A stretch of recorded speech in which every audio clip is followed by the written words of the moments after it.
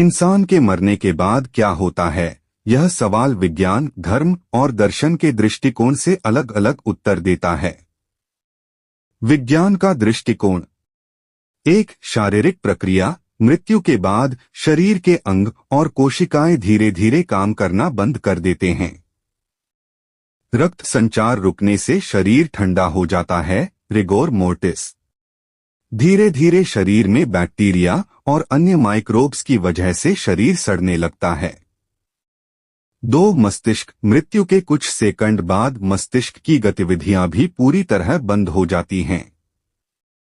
आध्यात्मिक और धार्मिक दृष्टिकोण। यह विभिन्न धर्मों पर निर्भर करता है। एक, हिंदू धर्म, आत्मा अमर है और शरीर का त्याग करने के बाद पुनर्जन्म लेती है। कर्म के आधार पर आत्मा को नया शरीर मिलता है या मोक्ष की प्राप्ति होती है।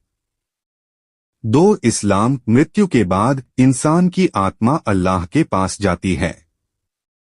कयामत के दिन हर इंसान के कर्मों का हिसाब होगा और उसे जन्नत या जहन्नुम में भेजा जाएगा।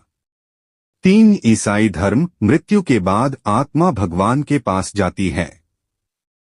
न्याय के दिन आत्मा को स्वर्ग या नरक में स्थान मिलता है। 4, बौद्ध धर्म। पुनर्जन्म, रीबर्थ और निर्वाणा पर जोर दिया जाता है।